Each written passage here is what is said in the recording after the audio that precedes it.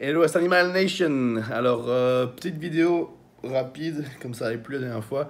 Bon, c'est pas aussi un sujet aussi intéressant, je pense. Enfin, c'est pas, il n'y a pas autant de débat dans cette vidéo. C'est plus pour faire un petit débrief de cette séance d'épaule que j'ai postée hier avec mon pote Rodrigue. Et déjà, on avait commencé par du développé militaire derrière la nuque, qui est un exercice qui est un peu diabolisé, on va dire, ou souvent, enfin, on entend souvent qu'il faut éviter de le faire, c'est mauvais pour les épaules, etc. Alors, vous verrez déjà que quand je le fais, je descends à peu près au niveau des oreilles, je force pas l'étirement trop bas. Et puis quoi d'autre? Et puis la raison, enfin, je fais pas extrêmement lourd, déjà un. Et la raison pour laquelle je le fais, en fait, c'est vraiment pour ouvrir la cage thoracique. Donc, on avait fait une bonne séance de pec le lundi, 2 jours avant. Et les pecs étaient un peu encore tendus. Et donc, quand les pecs sont tendus, ils tirent l'épaule vers l'avant. Donc, j'ai bien aimé, j'avais envie de commencer cette séance-là avec du développé derrière la nuque pour vraiment justement pouvoir ouvrir cette zone-là, vraiment étirer et ouvrir la cage thoracique pour pouvoir travailler l'épaule de manière plus libre par la suite. Donc, voilà pourquoi on a commencé avec ça. Et en plus, je trouve que c'est un super exercice pour l'avant de l'épaule. J'aimais pas du tout avant de faire ça derrière la nuque, mais il faut vraiment trouver l'amplitude correcte et pas forcer à essayer de descendre trop bas. À mon avis, c'est la clé. Le niveau des oreilles, c'est très bon. Et puis, et surtout, je devrais travailler en contrôle. Et voilà, savoir pourquoi on le fait. Moi, c'est vraiment pour essayer d'ouvrir. Comme je fais pas de squat, le squat, vraiment, ça ouvre la cage thoracique parce que justement, ça, on se stretch sous la barre. Le poids va ouvrir vraiment cette zone-là qui peut être un peu tendue avec tous les mouvements de presse que l'on fait. Et comme je n'en fais pas, bah, voilà, ça me permet de bénéficier de cet étirement sans faire de squat. Bref, bon, après on est passé à du... Qu'est-ce qu'on a fait ensuite? On a fait des élévations latérales avec halter. Alors là, on a fait du traditionnel. J'aime bien, souvent les gens me demandent combien de séries je fais à chaque exercice. Personnellement, j'en fais 4. Je recommande pas ça à tout le monde. J'ai commencé à faire 4 séries seulement l'année passée, après 12 ans d'entraînement. Donc avant ça, j'en faisais 3 par exercice. Donc ça ajoute pas mal de volume à la fin de la séance. Donc 4 séries. Donc on augmente le poids à chaque série. Ça, c'est un truc que j'aime bien faire. Vraiment du pyramidal. Et ce qu'on avait fait encore après, qui n'était pas sur la vidéo, c'est qu'on avait fait un drop set géant. Ouais, si on veut. Enfin, un triple drop set, sauf erreur.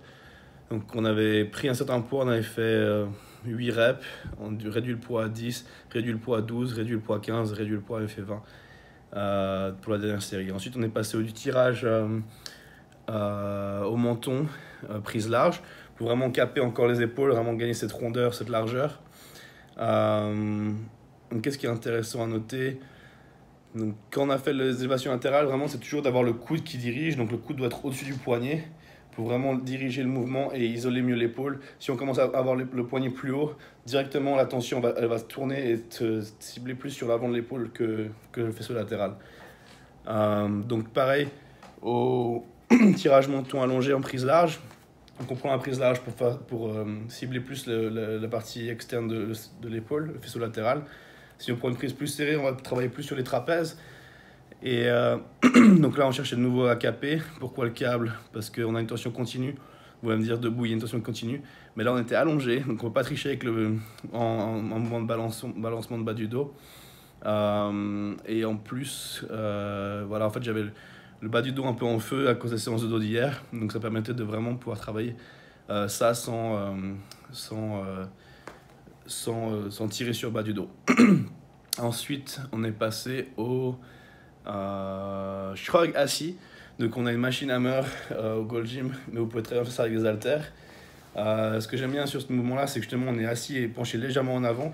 Donc on n'est pas tout droit, on est légèrement en avant. Ce qui nous permet de tirer pas seulement droit les épaules, mais en arrière et avoir une tension dans ce plan-là. Donc en faisant ça, on peut vraiment recruter les trapèzes dans toute leur amplitude de mouvement, je veux dire. Parce que les trapèzes, ils vont pas seulement en haut et en bas, enfin, ils permettent pas seulement de monter l'épaule vers l'avant, mais aussi vers l'arrière. Et c'est ça d'ailleurs, quand on travaille le dos, qui permet de créer cette épaisseur au centre. Donc vraiment, ramener les épaules en arrière. Ensuite, après ça, on est passé à Ah oui, on a fait un halter unilatéral sur un banc incliné pour l'arrière d'épaule. Ça, c'est un mouvement que j'avais montré dans la série Comment construire un physique classique ou quelque chose comme ça. On avait fait Comment construire un physique, sauf erreur. Et donc en fait, ces exercices permettent vraiment de unilatéral, donc on peut vraiment se concentrer sur une épaule à la fois. Et c'est comme du rowing menton, mais comme on a le plan incliné, donc on est face au sol, on tire et c'est vraiment sur l'arrière d'épaule. Ce qui est important ici de nouveau, c'est de tirer vraiment avec le coude. C'est ça qui dirige le mouvement. Et puis voilà. Et de tirer avec le coude, voilà. Ensuite, pour le dernier mouvement qu'on a fait du tirage au visage sur du tirage vertical pour le dos. Et ça, c'est un mouvement que j'aime beaucoup, que Chris Psycho m'avait montré et qui permet de travailler vraiment sur l'arrière d'épaule et de les isoler très bien en travaillant suffisamment lourd. Et on ne peut pas trop tricher dessus. Donc vraiment de nouveau, pareil, tirer avec les coudes, garder les coudes bien hauts pour vraiment les tirer pour être sur l'arrière d'épaule. Et puis c'est tout pour aujourd'hui. Ah, Chloé qui se montre le bout de son nez. Voilà, c'était pour le petit débrief de la séance. Il n'y a rien d'exceptionnel cette séance, mais voilà, si vous pouvez prendre des petites astuces de ces conseils et comprendre pourquoi j'ai fait cette séance dans cet ordre-là. Donc on a commencé par l'avant de l'épaule, la presse, mais c'était plus pour ouvrir les pectoraux. It's la famille. The whole family. Donc c'est plus pour ouvrir cette zone-là et libérer les épaules. Ensuite travailler les faisceaux latérales de manière plus libre, on va dire, sans que ça soit bloqué. Et ensuite on va continuer sur le faisceau latéral avec un mouvement de rowing pour passer après sur la partie arrière, donc trapèze et arrière d'épaule pour finir cette séance. Voilà, c'est tout pour aujourd'hui. Voilà, n'hésitez pas à me suivre sur les autres réseaux sociaux. Donc j'ai ma page française stanimal.fr et ma page principale sur Instagram Stanimal9, sinon Stanimal9 sur Twitter. Facebook c'est un peu mort, mais c'est minimal. Et puis voilà, je vous dis à demain pour une autre vidéo. Allez, ciao ciao. Boum.